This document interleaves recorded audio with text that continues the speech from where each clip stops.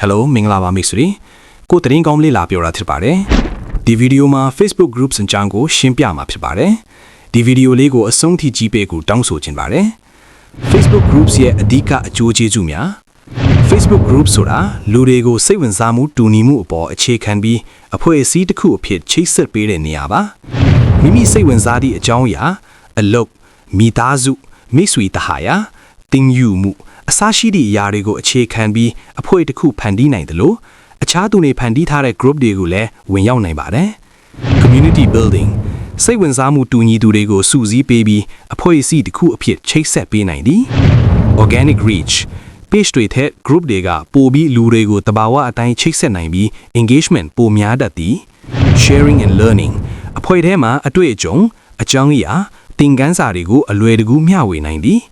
support and feedback အဖွဲ့ဝင်တွေကတဦးနဲ့တဦးအကူအညီပေးနိုင်ပြီးအမှန်တကယ် honest feedback ရနိုင်သည် group types public groups မတူမဆိုဝင်ကြည့်နိုင်ပြီး content တွေကိုအပြင်ဘက်လူတွေကလည်းမြင်နိုင်သည် private groups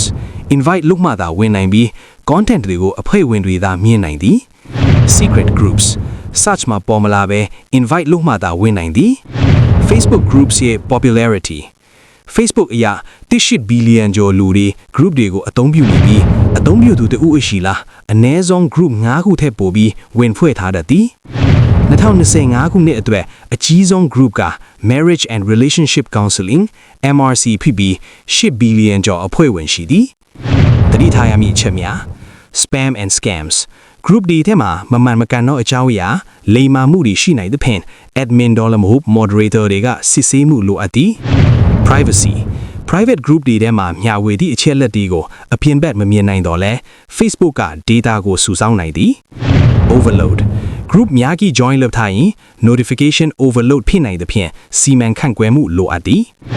အချင်းချုပ် Facebook group ကလူတွေကိုစိတ်ဝင်စားမှုတူညီမှုအပေါ်ချိတ်ဆက်ပေးတဲ့နေရာဖြစ်ပြီး community building learning feedback အတွက်အလွန်အသုံးဝင်ပါတယ်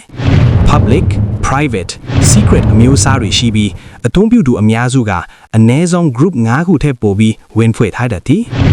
ဒီဗီဒီယိုလေးကိုအဆုံးထိကြည့်ပေးလို့ကျေးဇူးတင်ပါတယ်